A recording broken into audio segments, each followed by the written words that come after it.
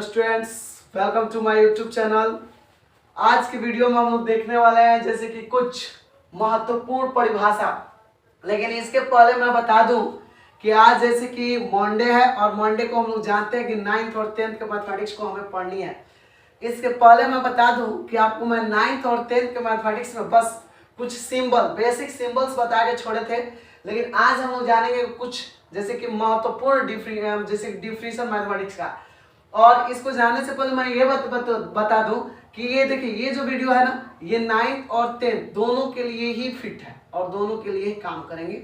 ऐसा नहीं है 10th के लिए जैसे 9th 10th के लिए बेसिक अभी चल रहा है, तो ये बेसिक में आपका ये काम करेगा। ठीक है, आप बेसिक में इसे लिखेगा जैसे कि सबसे पहले कंटेंट लिखवाएं, कंटेंट लिख दीजिएगा, सिंबल्स लिखवाएं, गणित का डिफिनीशन, ये जितने भी आपका जैसे पढ़ाते चले गए उसी तरह आपको लिखते चलना है एकदम कॉपी में, थ्योरी कॉपी में आप एकदम मैंने जैसे कहा है ना, लाइन बाय लाइन को लिखते चले जाना है उस तरह कैसे।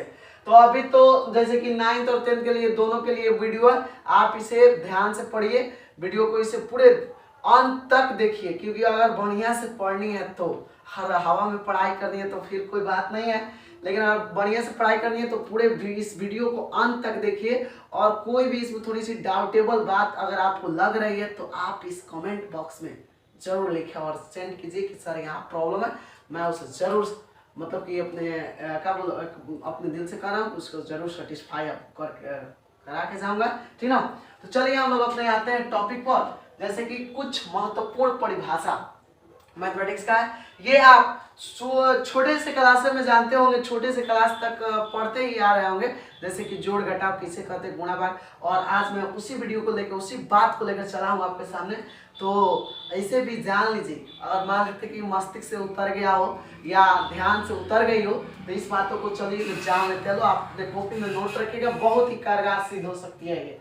चलिए, जोड़ एडिशन किसे कहते हैं। कोई आपसे पूछ देगा लड़का, जैसे मान लेते गांव में खड़ा रहता है और कोई आके पूछ दिया आपसे, भाई जोड़ किसे कहते हैं, तो आप एकदम निर्धारक बोलिएगा कि दो या दो से अधिक संख्याओं का योग ज्ञात करने की सरल विधि को ही हम लोग क्या कहते हैं, तो जोड़ कहते हैं। छोटो, दो या दो से अधिक संख्याओं का योग ज्ञात करने की जो सरल विधि होती है उसे हम लोग क्या कहते हैं, जोड़ कहते हैं। कोई आप दो संख्या ले लीजिए, दो संख्या को अगर हम उस दो नंबर को दो अगर मान लेते, कोई भी जोड़ लीजिए, आप कोई भी दो नंबर ले लीजिए, आप उसे जो जब जोड़िएगा ना तो उसी जोड़ के सरल विधि को, जैसे कि मान लेते कि संख्याओं का योग ज्ञात करने की जो सरल विधि होती है उसी को हम लोग क्या कहते हैं, जोड़ कहते हैं। और इसे जान लीजिए कि इसे धन चिन्ह यानी पॉजिटिव साइन, जिसको हम लोग प्लस साइन द्वारा सूचित किया जाता है ना, प्लस साइन द्वारा इसे सूचित किया जाता है। नेक्स्ट है हम लोग का घटाव यानी सब्ट्रैक्ट किसे कहते हैं। एक संख्या से दूसरी संख्या को जब कम करने की जो विधि होती है ना उसी को हम लोग क्या कहते हैं, घटा। अच्छा एक मिनट, जोड़ में आपका एक जैसे मान लेते एग्जांपल आप ले सकते हैं, जैसे मान लेते 4 और 4 को हमने जोड़ दिया, क्या हुआ, 8 हो गया। 10 और 2 को हमने जोड़ दिया, कितना हो जाएगा, 12, 12 हो जाएगा ना। तो ये हो गया आपका, कोई दो संख्या है, इस दो संख्या को हमने क्या किया, आपस में जोड़ दिया। तो इसी जो माने ये योग ज्ञात करने की जो सरल विधि होती है ना इसी को हम लोग क्या कहते हैं, तो जोड़ कहते हैं। याद रहेगा। आप देखिए, अब घटाव का है तो एक संख्या में से दूसरी संख्या को कम करें तो उसी कम करने की जो विधि होती है उसी को हम लोग क्या कहते हैं, घटाव कहते हैं। जैसे मान लेते हैं आपके पास अगर 10 रुपया है, आपका कोई छोटा भाई और कहता है भैया इसमें से मुझे 5 रुपया दे दो, 5 रुपया दे दो। तो आप बताओ बाबू कि 10 में से अगर आपका छोटा भाई 5 रुपया आप 5 रुपये जो अपने छोटे भाई को दे दिए तो आपके पास कितना रुपया बच जाएगा, 5 रुपया बचेगा कि नहीं बचेगा। तो देखिए, आप एक संख्या में से दूसरी संख्या को कम कर रहे हैं और इसी कम करने की विधि को क्या कहते हैं, हम लोग घटाव कहते हैं। याद रहेगा ना। तो ये नॉर्मल डिफिनेशन, आप इसे याद भी कर सकते हैं, एकदम इजीली है। आप तो ऐसे ही बोल सकते हैं। गुणा जैसे मल्टीप्लीकेशन, क्या गुणा मल्टीप्लिकेशन आप याद रखिए, एक जैसी अनेक संख्याओं के योग ज्ञात करने की जो विधि होती है उसी को हम लोग क्या कहते हैं, गुणा कहते हैं। और जान लीजिए, अच्छा छोटू मैं यहाँ बात बताना छूट गया कि देखिए इसे ऋण चिन्ह, घटाव को हम लोग किसे सूचित करते हैं, ऋण चिन्ह -4 द्वारा इसे सूचित किया जाता है। याद रहे, माइनस साइन द्वारा इसे क्या सूचित किया जाता है। मल्टीप्लिकेशन है तो देखिए एक जैसी अनेक संख्याओं को योग ज्ञात करने की जो विधि होती है ना उसी को हम लोग क्या कहते हैं, गुणा कहते हैं। इसे हम लोग क्रॉस साइन द्वारा क्या करते हैं, सूचित करते हैं। जैसे एज फॉर एग्जांपल अगर मान लेते हैं कि आपको 12 में 4 से गुणा करनी है तो सब कोई जानता है बाबू 12 चौक 48 होता है, 12 माने 12 4 जा आपका 48 हो जाएगा। लेकिन देखिए इसका आप देखिए ना, टेस्ट कीजिए ना, मैंने इसका जांच कीजिएगा तो देखिए 12 प्लस 12 प्लस 12 प्लस 12 यानी कि 12 प्लस 12, ये कितने बार लिखिएगा 4 बार। अब जोड़िए तो देखिए ना 2 2 4 4 2 6 6 2 8 आएगा ना। ये आपका 1 2 3 4 4 है ना 48। तो देखिए आप इसका मतलब ये हुआ कि एक जैसी अनेक संख्या को हम लोग जोड़ जोड़ के बना लेते हैं, बन जाता है, वही आपका क्या हो जाता है, गुणा हो जाता है, या आपका गुणा हो जाएगा। अब गुणा को हम लोग क्रॉस साइन द्वारा सूचित करते हैं। अच्छा एक और एग्जांपल मैं दे रहा हूँ यहाँ पे। जैसे देखिए 12 गुणा हम लोग 5 लिखते हैं, 60 लिख देते हैं ना। तो उसी लड़का को अगर मान लेते जांच करने को कहा जाए तो 12 प्लस 12 प्लस 12 प्लस 12 प्लस 12 कितना बार लिखेगा, 1 2 3 4 5 बार।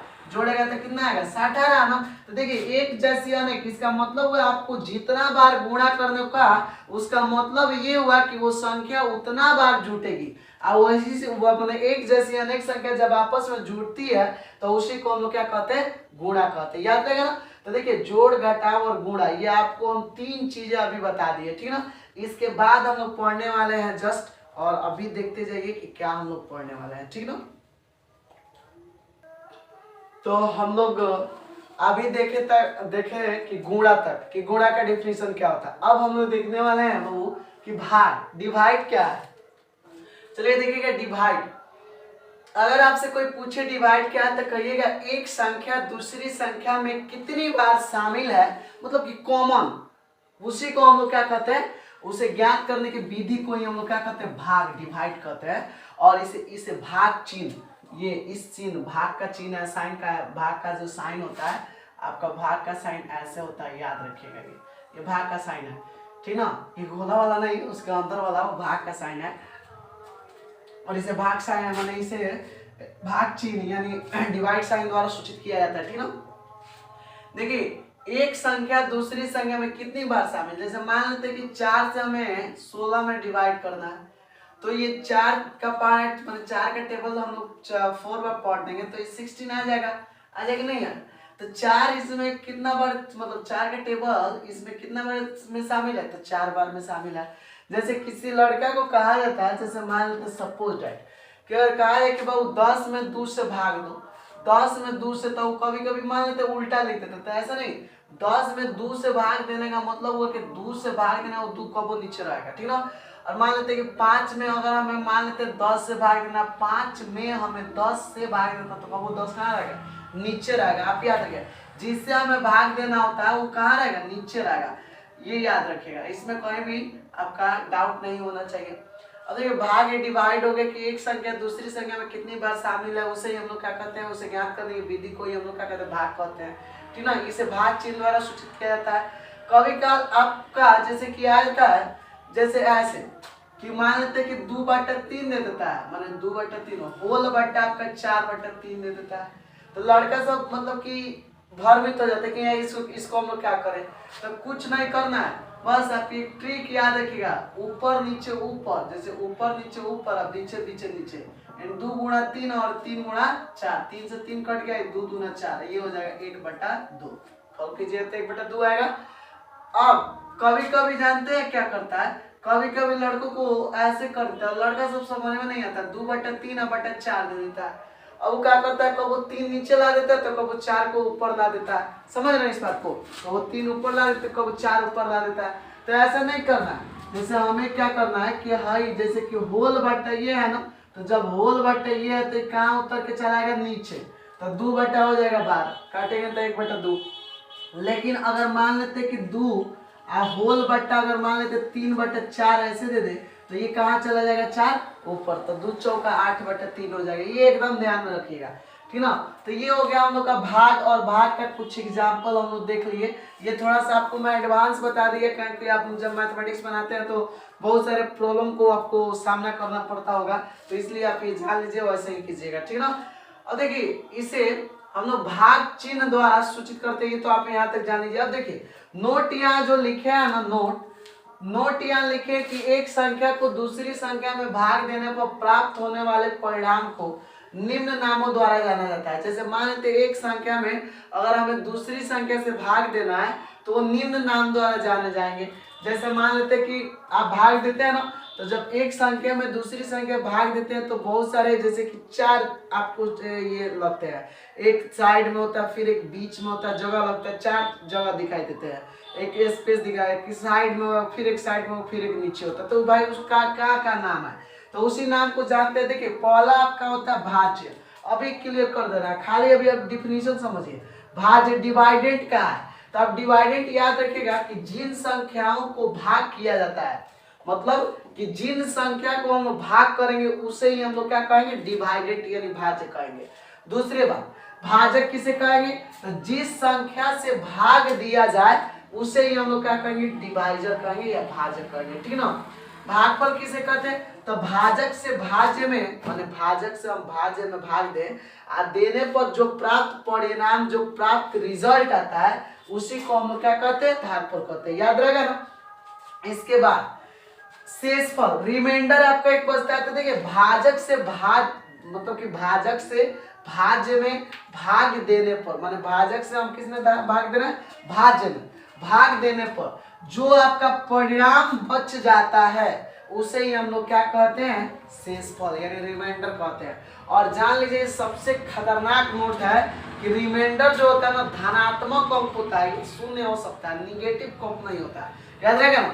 तो ये आपका कुछ जैसे कि भाग देते हैं तो निम्न कई नाम आते हैं, जैसे भाज्य होता है, भाजक होता है, आपका भागफल होता है, शेषफल होता है। तो इस सब नामों को आपको एकदम याद ही रखना है, क्योंकि बहुत सारे गांव में आप रहते हैं और देखते हैं ना कि गांव में जब भी आप रहते हैं कोई लड़का पूछ रहा है भाई पढ़ाई कोचिंग करता है, तो नहीं भाज्य का डिफिनीशन बताएगा, तो नहीं तो भाज्य का मैं स्पेलिंग बोलेगा।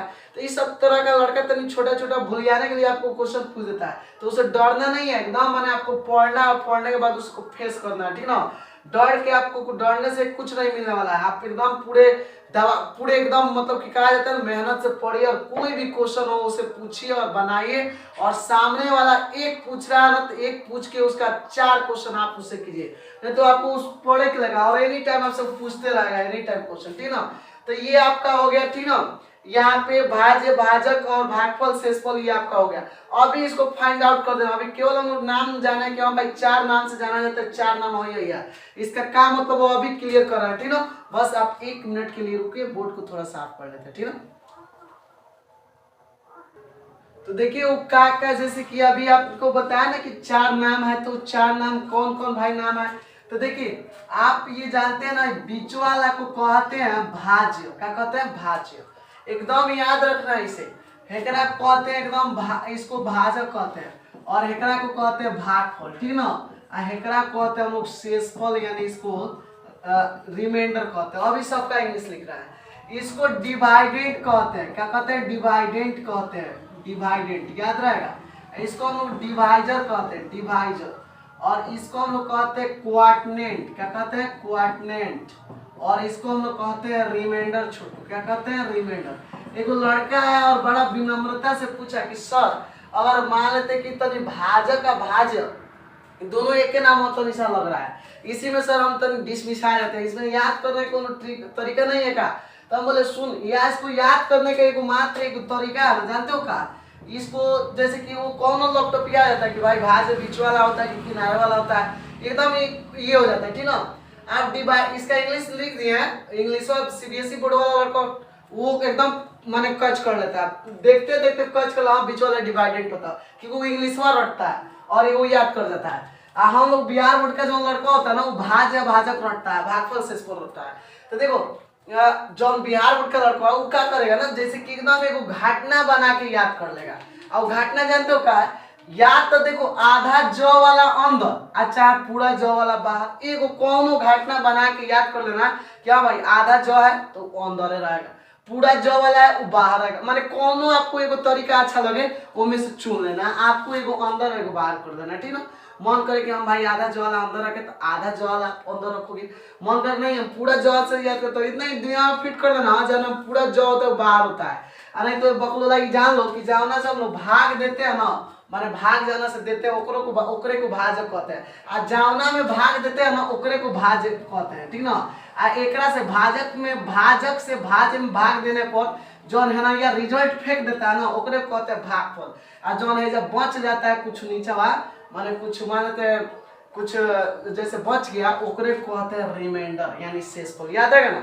अब देखो एगो एकरा से एगो बिना का फॉर्मूला निकलता है, जानते हो का? ये फॉर्मूला निकलता है बिचवा वाला माने है भाज्य बराबर है होता है भाजक आ गुणा होता है भागफल आ प्लस हो जाता है शेषफल। क्या हो जाता है? शेषफल। ये बिहार बोर्ड वाला लड़कों से भी याद करता है। देखो ये सीबीएसई वाला है याद करता है। डिवाइडेंट इज इक्वल टू कहता है dividend is equal to divisor गुणा ये आपका क्वार्टनेंट क्या होता है? क्वार्टनेंट अब प्लस आपका क्या हो जाएगा छोटू? रिमाइंडर। क्या हो जाएगा? रिमाइंडर। याद रहेगा ना। तो आप ये दोनों बोल सकते हैं भाज्य बराबर भाजक गुणा भागफल प्लस शेषफल, ठीक ना। यानी dividend is equal to divisor गुणा क्वार्टनेंट प्लस रिमाइंडर ये बोल सकते हैं। तो देखना ये सीबीएसई वाला जब वो लड़का बोलता है ना एकदम क्या बोर्ड वाला दिखता है, लो ये क्या बोल दिया है? अरे यार वही बोला है। जैसे कि मानते हैं ना कोनो लड़का बिहार बोर्ड से पढ़ता है त्रिभुज पढ़ता है त्रिभुज आपका से कोनो एगो पूछ दिया ना भाई ट्रायंगल तरह माने ट्रायंगल चल रहा है क्या तुम्हारे क्लासों में, तो कहेगा कि ट्रायंगल ना ट्रायंगल नहीं पढ़ाई हो ना अभी त्रिभुज पढ़ाई होता है। बकलोला पूछता ना ये ट्रायंगल और त्रिभुज एक के है, ठीक ना। तो इतनी बिहार बोर्ड वाले को तो इंग्लिश में बड़ा कमजोरी रहती है, ठीक ना। तो ये सब कभी दूर कर देना बाबू, छोटा छोटा ये स्पेलिंग छोटा छोटा है, ये सबको याद रखना पड़ता है, ठीक ना। तो ये आपका याद रखोगे। इसके बाद जान लो एक और चीज का आता है। अब कहा कि सर तब इतना सब हो गया तब तक एगो सवालों एक करा देते हैं। ले भाई एगो सवालों ले ले। तो ये देखो 5 से अगर मान लेते कि 27 में भाग देना और ही बड़का हो गया यार, अभी छोटे कराना है आप कर लोगे। 5 से अगर 27 में भाग देना है तो झट देगा आकर सर 5 का पढ़ा 5 बार पढ़ेंगे तो 25 आ जाएगा। चलो बाबू क्या कमाल करते हो। 7 में से 5 का कितना हो जाएगा? 2 हो जाएगा। आज 2 का हो जाएगा कैंसिल हो जाएगा ना। तो जब बच गया का शेष एगो का सन अब आगे नहीं जाएगा। हम बाकी यार जब कुछ है ये नहीं तो आप क्या उतारेंगे, और आता तब ना लिफ्ट से उतार देते, लेकिन है ये नहीं है छोड़ देंगे आप। अब बता छोटी है जा आपको तुमसे कौन आके है जा दे दिया एकदम है जा खाली जगह भर दिया, पूछा भाज्य और भाजक आजा पूछ दिया भागफल आजा तुमसे पूछ दिया शेषफल।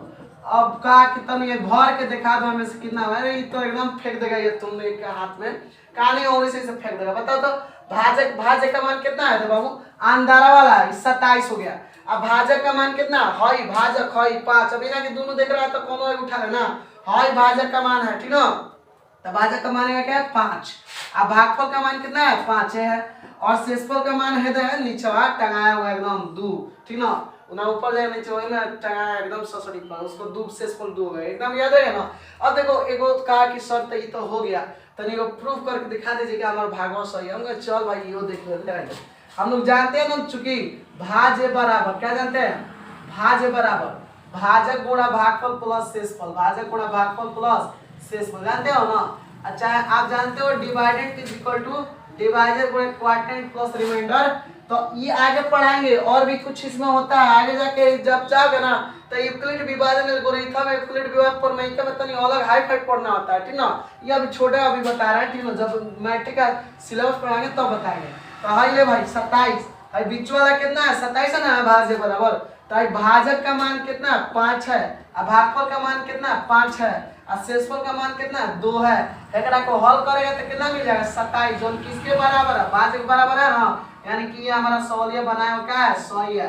अगर मान लेते हैं देखो मेरा सवाल कोनो से बड़का भाग दे दे कब जानेंगे सही है? तो याद रखना है साइड वाला यानी कि एकरा वाला से माने भाजक वाला में भाजक से भागफल में गुणा कर देना है जो बचेगा उसको जोड़ देना। और यदि ये बीच वाला मिल जाए तो कहना कि एकदम भाग करेक्ट है। मास्टर दिखाने की जरूरत नहीं, समझ में आ रहा ना। एकदम भागफल माने भाग हमारा एकदम करेक्ट है। तो इतना क्लियर है, कहीं भी दिक्कत नहीं होगा। माने आप इसको कहाँ नोट करो? थ्योरी कॉपी में नोट कर देना। अब देखिए छोटू हम लोग अभी पढ़ने वाले हैं, आपको अभी बताने वाले हैं क्या जैसे भिन्न फ्रैक्शन बड़ा तगड़ा इसमें कॉन्सेप्ट देंगे भिन्न का, ठीक ना। एकदम इसको पढ़ के जाना है और एकदम इसको याद रखनी है, ठीक ना। सोए रहो तो वो दिमाग में चलते रहा कि और कुछ क्लास किए हैं, ठीक ना। तो अभी बस 1 मिनट के लिए रुकिए, अभी बता। अब चलिए भिन्न क्या है फ्रैक्शन ये देखते हैं। देखिए फ्रैक्शन आपका लिखे हैं कि जब किसी संपूर्ण वस्तु को दो या दो से अधिक भागों में बांट दिया जाए तो प्राप्त प्रत्येक हिस्सा को हम लोग भिन्न कहते हैं। देखिए भिन्न इज इक्वल टू होता है अंश बटा हर, एकदम याद रखिएगा। Fraction is equal to numerator बटा डिनोमिनेटर, ठीक ना। देखिए अगर मान लेते हैं कि ये कोई हमारा मान लेते हैं कोनो फील्ड है, इस खेत है और इस खेत में मान लेते हैं कि 4 भाई हैं और ये समझ लीजिए कि ये सब जो ये फील्ड है ना ये सब इक्वल है और इस सब का मान लेते हैं कि सब जितना इक्वल है, ठीक ना। एक भाई आया कहा कि नहीं आप क्या कीजिए ना कि हम अब इस जैसे कि मेरा जो खेत है उसे अलग कर दीजिए। अब कहा भाई बड़ा गड़बड़ का बात हो गया, अब कैसे खेत अलग हुआ, तो या तो मेड़ लगाएगा ना, नहीं तो ये क्या करेगा जैसे कि मैथमेटिक्स के भाषा में करेगा कि माने चौथाई हिस्सा माने उसका 1/4, जैसे कहने का मतलब कि वो एक हिस्सा दे देगा, माने 4 में से एक हिस्सा वो क्या करेगा दे देगा, समझ रहे ना। 4 में से एक हिस्सा दे देगा, बचेगा कितना, तो बचेगा 3 हिस्सा बचेगा ना। तो ये कहने का मतलब कि अगर उसे बांट दिया जाए, उसे बांटा जाए तो उसी को हम लोग क्या कहते हैं फ्रैक्शन भिन्न कहते हैं। माने किसी भी संपूर्ण वस्तु कोई भी वस्तु हो दुनिया की कोई भी चीज हो और उसे आप बांटते हैं तो उसी को हम लोग क्या कहते हैं भिन्न कहते हैं। समान हिस्सा में बांटते हैं उसी को भिन्न का मतलब अंश इज इक्वल टू आप fraction is equal to numerator बटा डिनोमिनेटर, याद रखिएगा। देखिए भिन्न मुख्यतः 3 प्रकार के होते हैं। सबसे पहला साधारण भिन्न कॉमन फ्रैक्शन, आप एकदम इसे याद कर लीजिए कि यदि किसी भिन्न का हर 10, 100 तथा 1000 का गुणज ना हो, मतलब कि उसका गुण 10 के पावर का में नहीं होना चाहिए, तो बल्कि अन्य कोई अंक हो, इसके अलावा अतिरिक्त कोई अन्य अंक हो तो उसी को हम लोग क्या कहेंगे कॉमन फ्रैक्शन कहते हैं, साधारण भिन्न कहते हैं। देखिए कौनो इसका हर 10 के पावर का गुणज है नहीं है तो क्या होगा साधारण भिन्न, याद रहेगा ना। अब देखिए डेसिमल फ्रैक्शन क्या होगा, तो डेसिमल फ्रैक्शन उसका सेम उल्टा होता है, कहता है ना कि हर 10 के पावर के घात में होना चाहिए, तो उसी को हम लोग क्या कहेंगे डेसिमल फ्रैक्शन, वही लिखा है। तो देखिए इसका हर कोई भी देख लीजिए 10 के पावर का रूप में है ना, माने 10 का पावर के रूप में है। अब ये 10 है तो 10 के पावर के रूप कहने का मतलब 10 के पावर 1 है यार, 10 कह रहे हैं 10 के पावर आपको आएगा कौन लड़का सब 10 कह रहे हैं 10 के पावर कहाँ है यार, तो कुछ नहीं है यहाँ बोल के, ठीक है 10 के पावर 2 यहाँ 10 के पावर 3, ठीक है। अरे बकलोला 10 का मतलब हुआ कि उसके ऊपर कुछ ना एक है तो 10 के पावर 1 माने 10 है। अरे 10 के माने घात का होना चाहिए तो क्या होगा डेसिमल फ्रैक्शन, और 10 के घात का नहीं होगा तो क्या होगा कॉमन फ्रैक्शन, याद रहेगा ना, वही लिखे हैं आपका, ठीक ना। तो आप इसे एकदम याद रखिएगा। तो अब देखिए जो भिन्न का तीसरा टाइप था, मतलब कि हम लोग 2 भिन्न देख चुके हैं और ये तीसरा टाइप है जैसे वितत भिन्न या सतत भिन्न या इसी को हम लोग कहेंगे लंगड़ा भिन्न, इसको हम लोग कंटिन्यूड फ्रैक्शन कहते हैं। देखिए इसका मतलब क्या होता है कि जब कई भिन्न आपस में जुड़े होते हैं ना तो उसे कंटिन्यूड फ्रैक्शन कहते हैं। देखिए इसमें कई गो भिन्न आपस में जुड़ा हुआ है, जैसे कई भिन्न आपस में इसमें क्या हो जुड़ा हुआ देख रहा है ना, कई भिन्न आपस में इसमें जुड़ा हुआ है, कई भिन्न आपस में जुड़ा हुआ है, मतलब कि इस तरह का भिन्न अगर दिखाई दे तो उसको हम लोग कंटिन्यूड फ्रैक्शन कहते हैं। देख रहे हैं ना कई भिन्न जब आपस में जुड़ जाएगा तो उसको हम लोग कंटिन्यूड फ्रैक्शन कहेंगे, ठीक है। अब देखिए नेक्स्ट है हम लोग का अपवर्तय या गुणज मल्टीपल्स। तो क्या कहता है अपवर्तय गुणज वह है जो दी गई संख्या से क्या पूर्णतः विभाज्य है, तो उसको हम लोग अपवर्तय या गुणज कहते हैं। तो अगर कह दे एग्जांपल में 5 का अपवर्तय बताओ तो बताओ वह संख्या जो 5 से पूर्णतः विभाज्य है वही उसका अपवर्तय होता है। 5 से विभाज्य है कि नहीं है, कट जाएगा पूरा को 10 है 15 20 क्या 24 हो सकता है, 5 से विभाज्य नहीं है तो क्या जब विभाज्य नहीं तो क्या उसका अपवर्तय या गुणज होगा, नहीं। आपका अपवर्तय गुणज का साफ साफ मतलब उसका एकदम टेबल लिख देना है। अब अभी 9 10 तक नहीं, कहाँ तक अनंत तक, ये माने अनंत तक, समझ रहे ना, 25 हो गया 30 हो गया, लेकिन ये कहाँ तक नहीं तक थोड़ी फट जाएगा, कहाँ जाएगा अनंत तक जाएगा, इसका कोनो लिमिट नहीं है। माने अपवर्तय गुणज वह है जो दी गई संख्या से क्या पूर्णतः कट जाए, माने वो देखिए वो आपका एक प्रकार का अपवर्तय क्यों होता है, माने कहने का मतलब वो कट जाए, जिस अंक से वो कट जाता है ना वही उसका क्या हो गया अपवर्तय। अब 6 का या आप ऐसे याद कर ले, अपवर्तक जब भी गुणज पूछ रहा है इसका मतलब उसका टेबल लिख देना है कहाँ तक, अनंत तक। 6 12 18 हो गया, 24 हो गया, 30 हो गया, 36 हो गया, कहाँ डॉट डॉट अंत तक होगा कि नहीं होगा। अब देखिए अपवर्तक के गुणनखंड फैक्टर्स, तो किसी दी गई संख्या में जितनी संख्याओं से पूरा पूरा भाग लग जाता है तो उन सभी संख्याओं को दी गई संख्या का गुणनखंड या अपवर्तक कहा जाता है। कोई भी संख्या आपको मिल जाए, अगर वो संख्या जिस जिस अंक से कट जाता है उसी को हम लोग क्या कहते हैं, अपवर्तक या गुणनखंड। जैसे 12 का अपवर्तक, तो 12 करना डिजिट से कटेगा, 1 से कटेगा, 2 से कटेगा, 3 से 4 से 6 से 12, माने कोई जाना डिजिट से कटेगा, माने कोई अंक है और जाना डिजिट से कट जाए उसी को क्या कहते हैं, अपवर्तक कहते हैं। उसी को हम लोग क्या कहते हैं, अपवर्तक। देख रहे हो ना, अपवर्तक का मतलब ये इतना याद रखिए, जिस अंक से कट रहा है वो अपवर्तक।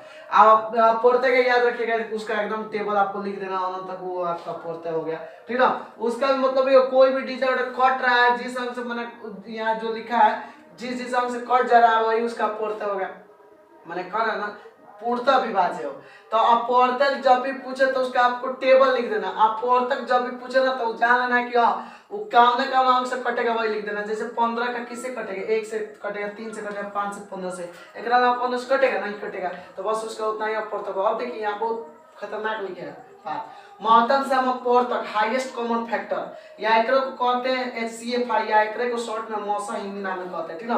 बहुत सारे लड़का होता है ना महत्तम सम अपवर्तक को कहता है, महत्तम को सम अपवर्तक, तो ये कंफ्यूज नहीं होना चाहिए, इतना याद रखिएगा। महत्तम सम अपवर्तक इसका नाम होता है, ठीक ना। हाईएस्ट कॉमन फैक्टर है HCF, ठीक ना, या मौसा। ये कहता है 2 या 2 से अधिक संख्याओं को विभाजित करने वाली, 2 या 2 से अधिक संख्याओं को विभाजित करने वाली जो सबसे बड़ी संख्या होती है उसी को क्या कहते हैं, HCF कहते हैं। जैसे 10 का गुणनखंड या अपवर्तक आपने लिख दिया 1 2 5 और 10, और 12 का गुणनखंड अपवर्तक लिख दिया 1 2 3 4 6 और 12। इनमें आप समअपवर्तक का बोलिएगा, समअपवर्तक का मतलब जो कॉमन है, उभयनिष्ठ है, तो 1 का 2 दोनों में शामिल है ना, तो 1 2 लिख दिया। अब उनमें कौन बार का डिजिट है, तो 2 है, 2 ही आपका क्या हो जाएगा, मौसा हो जाएगा। ये साफ सबका है। 2 या 10 से अधिक संख्याओं को विभाजित करने वाली जो सबसे बड़ी संख्या होती है वही क्या होती है, मौसा। तो देख रहे हैं ना भाई, 10 का विभाजन वाली संख्या इतनी है, 12 की संख्या विभाजित करने वाली इतनी है। अब इसका समअपवर्तक देखा है, उभयनिष्ठ कौन है ये ले लिए, उभयनिष्ठ के बाद में कौन उसका सबसे बड़ा है वो ले लिए, समझ। तो मौसा निकल गया कि नहीं निकल गया। इस तरह आप कोई भी डिजिट का मौसा निकाल सकते हैं ना, आप एकदम मतलब कि इस तरह मेथड का अप्लाई करके आप मौसा और भी संख्या का निकाल लीजिएगा, ठीक ना। चलिए एक बस बचा आपका ये बेसिक कॉन्सेप्ट में, बस एक बचा है, देख लीजिए। लघुत्तम समअपवर्तक या लोएस्ट कॉमन मल्टीप्लाई, इसी को कहते हैं LCM, या इसका हिंदी शॉर्ट नेम है लॉसर। देखिए जब भी महत्तम समअपवर्तक आएगा तो उसमें समअपवर्तक लगता है, इसमें समअपवर्तक एकदम याद रखिएगा। ये देखिए कहता है 2 या 2 से अधिक संख्याओं से विभाजित होने वाली जो सबसे छोटी संख्या होती है ना उसी को LCM कहते हैं। जैसे 10 का गुणज या अपवर्तक कितना होता है जानते हैं ना, उसका टेबल लिख देंगे अनंत तक। 12 का गुणज या अपवर्तक इतना होता है। समअपवर्तक का मतलब क्या, माने समअपवर्तक माने कहने का मतलब समअपवर्तक का मतलब हुआ ये दोनों वर्तक में कौन सम है, माने कौन उभयनिष्ठ है, कौन मिल रहा है।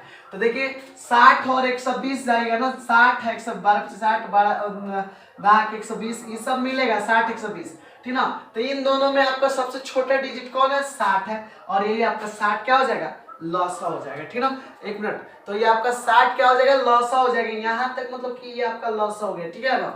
तो ये आपको जैसे कि जितना भी बेसिक कॉन्सेप्ट ये रहा, मतलब कि आप 9th और 10th ये दोनों के लिए है। अब आप दोनों भी क्लास के लड़के इस वीडियो को देख रहे हैं तो आप यहाँ तक एकदम 9th 10th का ये बेसिक कॉन्सेप्ट है। लेकिन कल हम लोग पढ़ने वाले हैं कि 9th का सिलेबस, वो सिलेबस हम लोग पढ़ेंगे।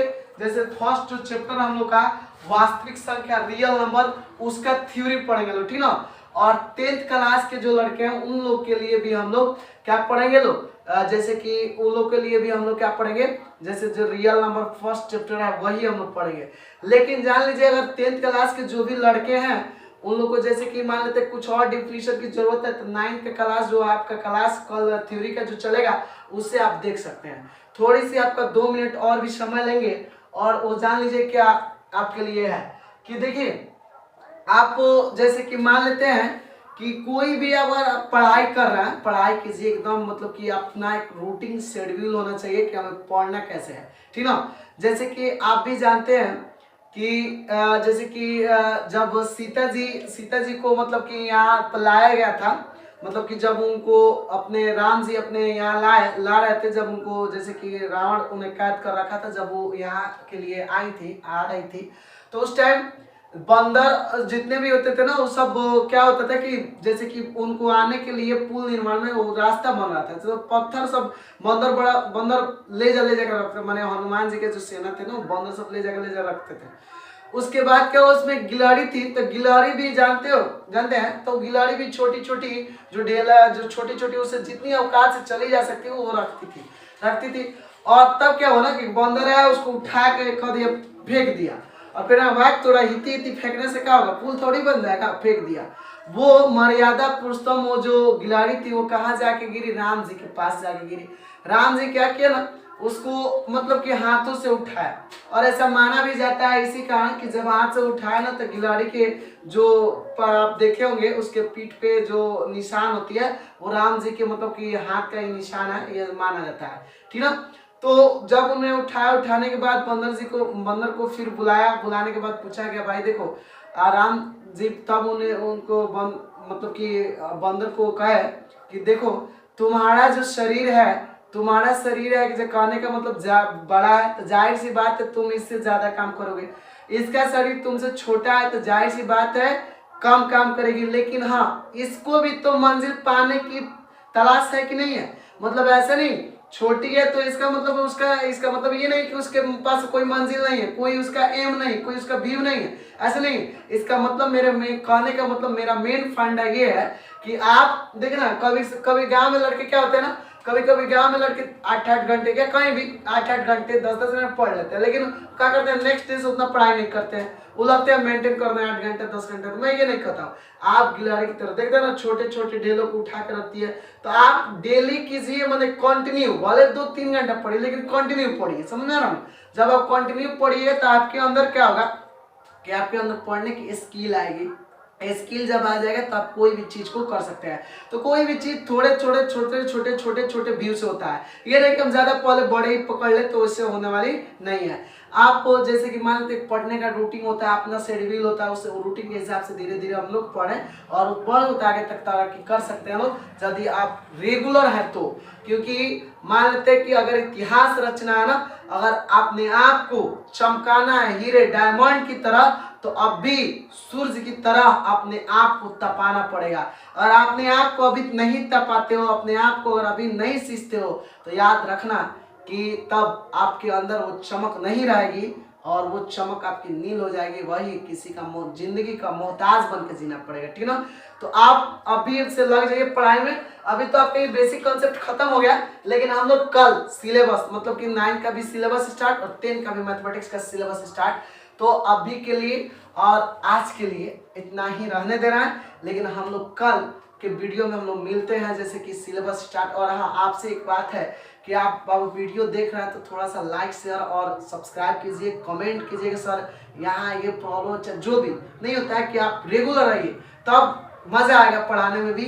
थोड़ी सी मतलब कि आपका कमेंट लगता है कि हाँ पढ़ाने की और भी मतलब कि शक्ति बढ़ जाती है, तो आपका एक कमेंट मतलब कि बहुत आगे तक इंसान को डेवलप कर सकता है। देखिए लाइफ में कभी भी कहा जाता ना कि गलतियां इस बात की है कि आप सबूत कर रहे हैं, तो कहने का मतलब देखिए गलती होनी चाहिए। जब तक आप गलती नहीं करोगे अच्छे सीख नहीं मिलते, गलती खूब करो। मैथमेटिक्स के सवाल होना, मैं तो कहता 1000 बार ट्राई करो, तब तक ट्राई करते रहो जब तक कि उसका फंडा अपने से ना निकालो। भाई अब थ्योरी पढ़ रहे हैं, आपके पास कॉन्सेप्ट है, फिर सवाल बन का नहीं रहे, क्या रीजन है?